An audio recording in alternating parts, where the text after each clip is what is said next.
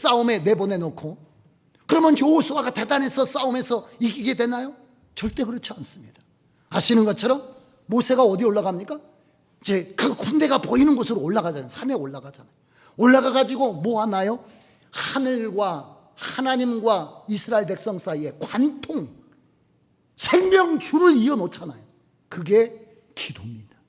그래서 모세가 손을 들어 하나님의 도우심을 구하면 이스라엘 백성들로 전세가 기울게 되고, 모세가 손이 내려오면, 다시 말하면 기도가 끊어지기 시작하면 이스라엘의 생명의 역사가 사라지기 때문에 전쟁이 아말렉 쪽으로 기울게 되고, 그래서 올라갔다 내려왔다가 그냥 여기서 이겼다가 저기서 이겼다 이 반복할 때 어떻게 한 건가요? 아론과 훌이 양쪽에서 손을 잡아가지고 내려오지 않게 해서 아말렉을 이기는 역사가 있지 않습니까?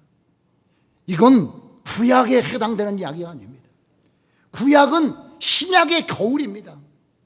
지금 여러분, 우리가 영적 전쟁터에 있고, 우리는 소수고, 우리는 굉장히 여러분 조직적이지도 않고 그렇습니다만은, 그렇기 때문에 세상에서 에베소서 6장 10절의 말씀처럼 마귀는 조직적이고 영적이고 모든 걸 체계적으로 다가오고 있는데, 사상이나 문화나 모든 걸 동원해가지고 복음을 말살하고 하나님의 생명을 짓밟는 쪽으로 계속 나와요. 저는 정의를 방송한다기보다도 기독교에 대해서 협공을 하고 있다, 이런 생각이 듭니다. 물론 우리가 빌미를 제공한 면들이 많아요. 잘못한 면들이 많죠. 그런데 희한하게도 계속해서 적대적으로 교회에 대해서, 믿음에 대해서, 지금 복음에 대해서 거스리는 역사들이 너무 막 주변으로 번져가는 것 같아요. 우리가 어떻게 이길 수가 있습니까? 무엇으로 해요? 교회가 어떻게 해야 이겨낼 수가 있습니까? 절대로 이것은 우리에게 속한 것이 아닙니다. 출애굽기 17장 12절에 한번 보실까요? 출애굽기 17장 12절에, 출애굽기 17장 12절에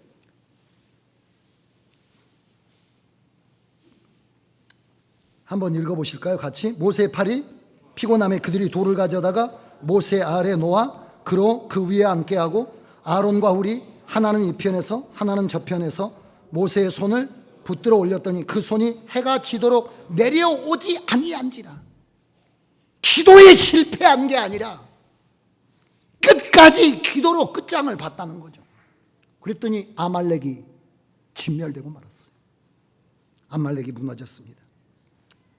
여러분, 주님께서 제자들을 데리고 3년 동안 같이 귀신도 쫓아내고 말씀도 가르치고 같이 숙식하시면서 많은 걸 가르치셨지만, 더 중요한 것은 기도를 구체적으로 잘 가르치셨습니다. 제자들이 기도를 가르쳐달라고 했고 예수님이 기도를 가르쳐 주셨어요. 그리고 오늘 지금 우리가 어디 보고 있습니까? 마태복음 5장, 6장, 7장 이렇게 쭉 보고 있잖아요. 이것이 어떤 거라고 했습니까? 하나님 나라를 회복하는 문제. 무너졌던 하나님의 나라가 다시 시작되는 그 기본과 기초를 이야기하는 건데, 그 위에 뭘 이야기하고 있냐면 기도라고 하는 것을 가장 중요하게 지금 다루고 있다는 거죠. 생각을 해보세요. 하나님의 영광의 회복을 위해서, 하나님의 영광의 회복을 위해서 이제 예수님께서 십자가에서 피 흘려 죽으시고, 그리고 그 피 흘려 죽으신 피 속에서 태어난 게 교회잖아요. 그리스도의 신부 교회. 교회의 시작이 뭡니까? 성경 공부인가요? 교회의 시작이 뭡니까? 뭐 어떤 거? 뭐 행사인가요? 세미나인가요? 뭔가요? 초대교회의 시작은 사도행전 1장 14절에 예수님 승천하신 현장에서 돌아와서 뭐 했냐면, 저희가 남자, 여자, 어른, 아이, 사도 모든 사람들이 모여 전혀 기도에 힘쓴 것, 이것이 교회의 출발이에요. 오늘 5장에서 뭐라고, 그 5장 시작할 때 우리가 4장 마지막에 뭐라고 했나? 무리들이 있었지만은 산에 가서 앉으셨잖아요. 제자들이 나온지라 가르쳤어요. 이 제자들을 무슨 공동체? 교회 공동체입니다. 제자들이 하나님의 나라의 시입니다. 하나님의 나라의 시작이에요. 그 하나님의 나라를 시작할 때 말씀을 설명해 주면서 그 핵심 중에 하나가 기도입니다. 기도는 신앙의 전부입니다. 기도는 신앙의 전부입니다. 오직 유일한 탯줄이며 오직 이 험한 세상을 뚫고 지나갈 수 있는 유일한 생명줄이 기도입니다.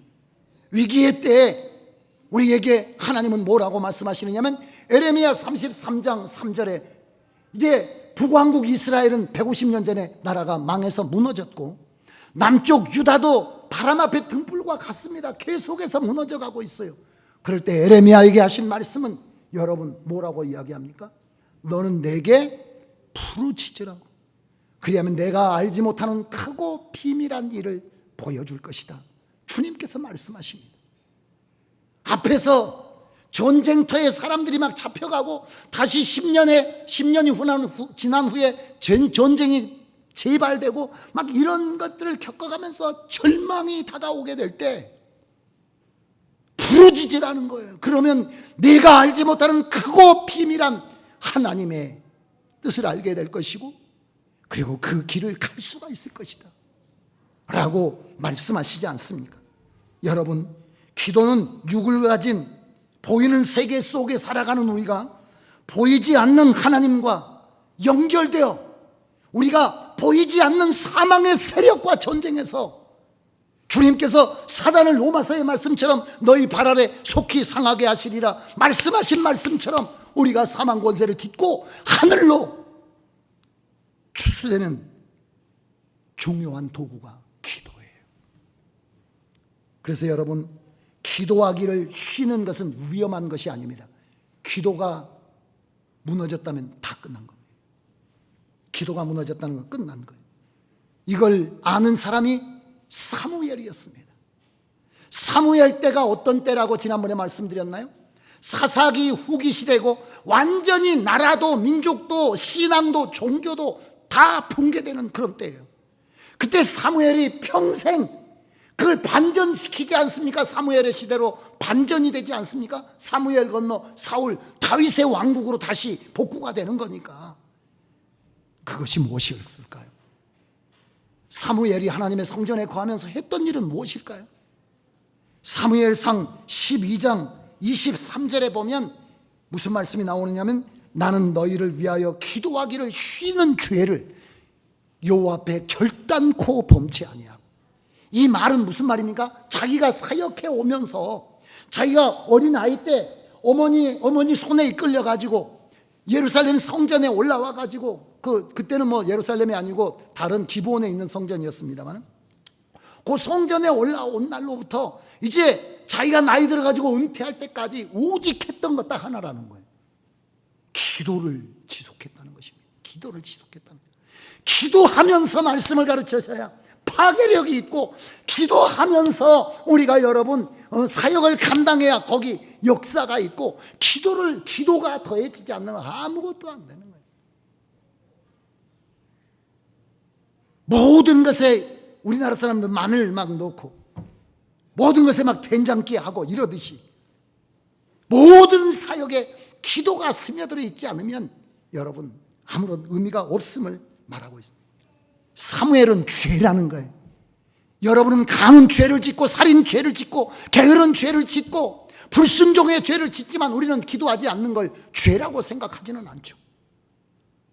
기도하지 않을 뿐만 아니라 기도를 해본 적도 없고 기도를 배워본 적도 없습니다.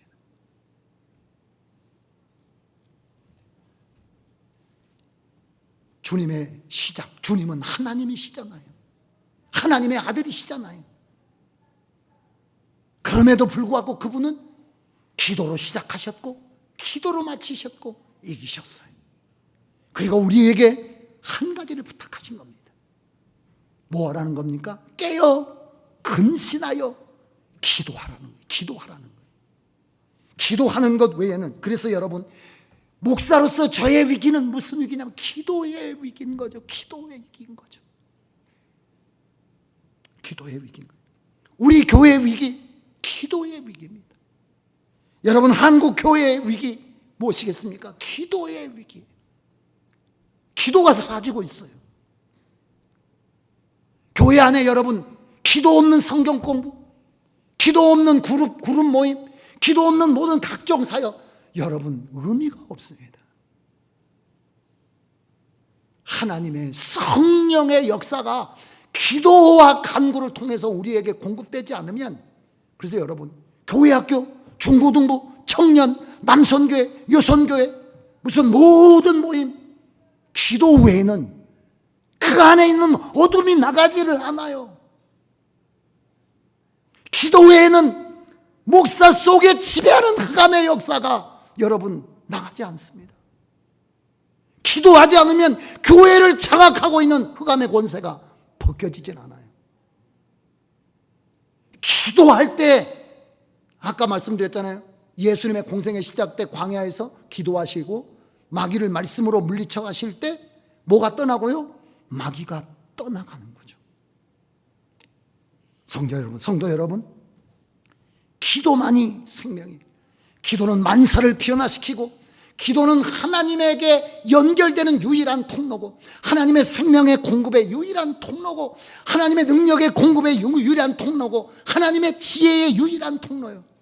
우리가 아무리 영적 경험이 많고 어렸을 때부터 수없는 영적 사례를 다 경험하고 있다라고 할지라도 우리는 여러분 오늘 부딪히는 일에 대해서 새롭고 어설프고 그런 겁니다. 우리는 죽는 순간까지 아무리 그 사람이 한국교회가 추앙할 만한 영적 수준에 이르렀다라고 해도 오늘 하나님이 생명과 지혜와 능력을 공급해 주지 않으면 무너져 버리는 거예요. 저도 마찬가지고 여러분도 마찬가지. 그 다음에 기도는 다 사라져도 오직 무엇은 남아있어야 되냐면 기도는 남아있어야 된다는 거예요. 한국교회가 지금까지 세계 속의 부흥을 이루고 세계 제2위의 선교국가가 되고 이렇게 했던 가장 큰 이유는 100년 동안 기도하는 거예요. 한국교회는 기도잖아요. 제가 그 필리핀 민다나오에 현지 교역자들 그 세미나 집회를 하러 갔었는데, 집회 95년도에 집회하러 갔었는데 1995년에 그때는 젊은 목사 때인데 그 제가 왜 갔겠습니까? 그 사람들이 저에게 무엇을 봤을까요? 근데 여러분 어떤 걸 봤냐면 제가 그때 한국영신회라고 하는 전국 기도 운동 단체가 있었는데 거기 제가 그 지도 목사로 있어. 젊었긴 한데 여러 고문 목사님들이 있고 지도 목사들이 있어요.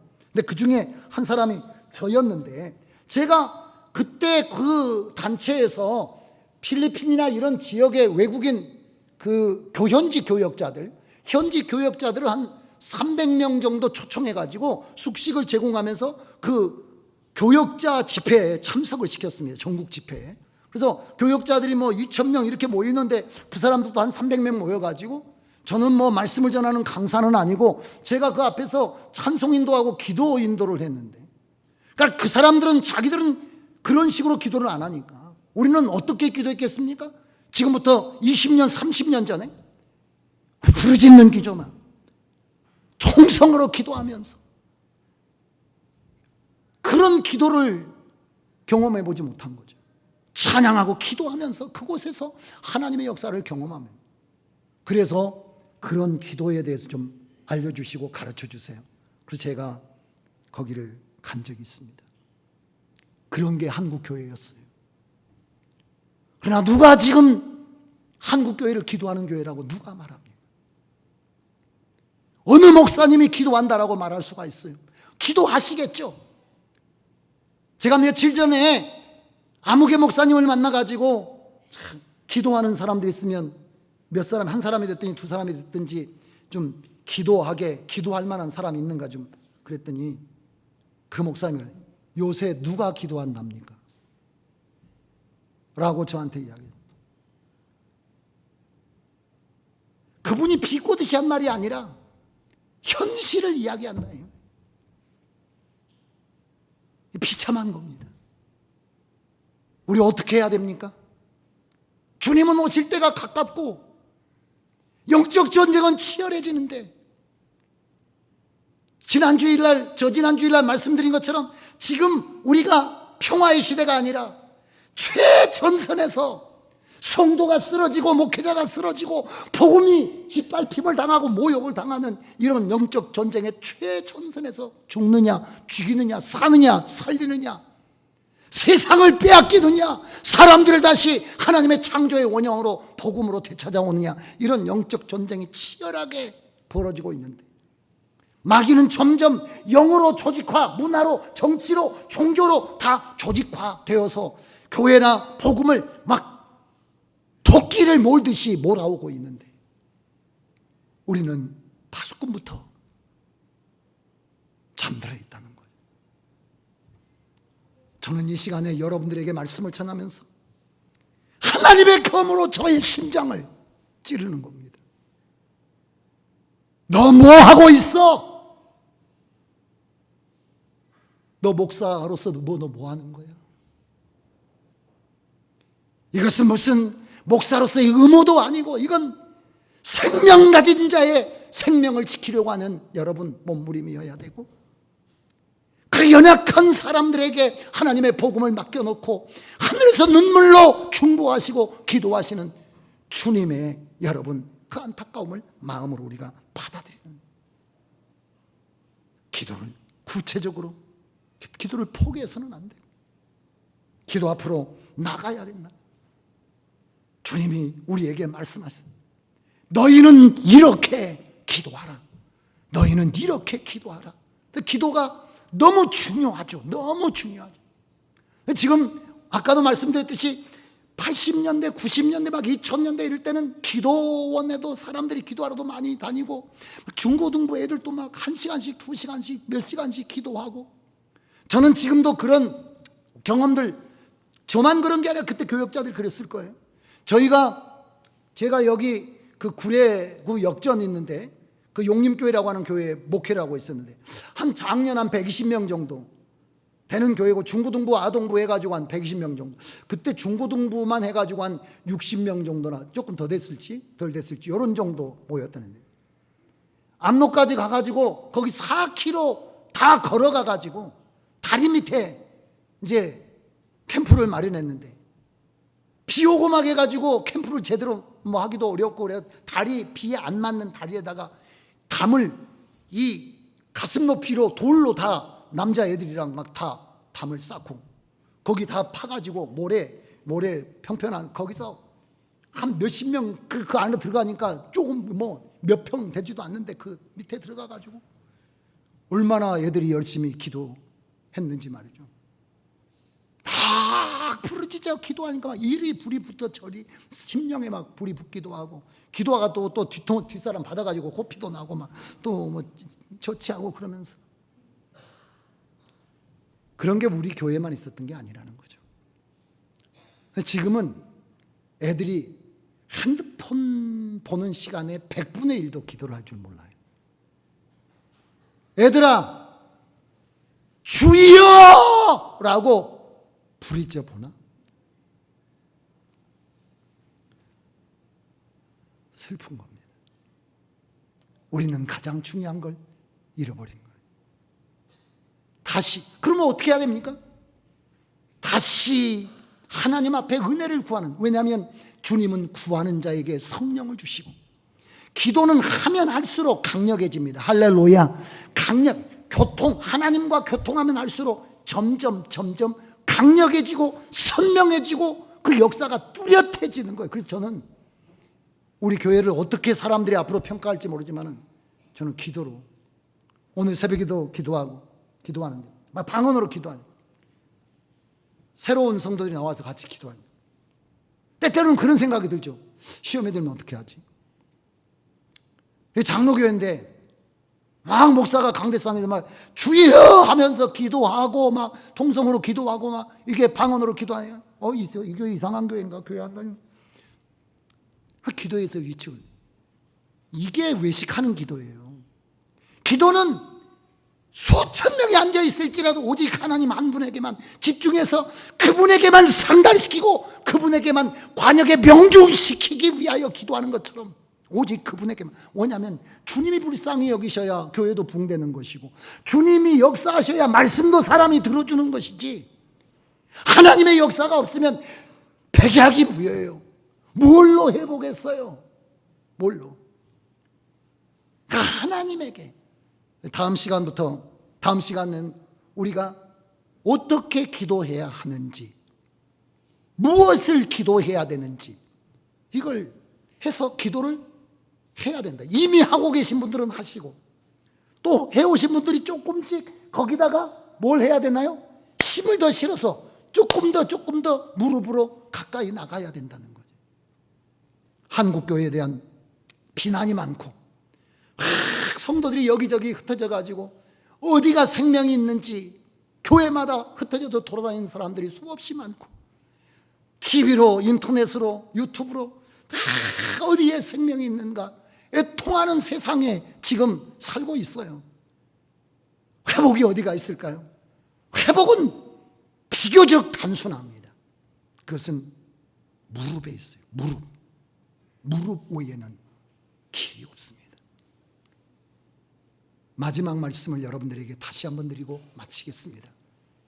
기도 외에는 이런 유는 무엇이었습니까? 사단의 역사가 깨져나가고 죽음의 생명의 빛이 비춰지는, 땅을 장악하는 흑암의 권세가 깨지고 하늘의 생명의 역사가 충만해지는 역사. 오직 기도라. 오직 기도.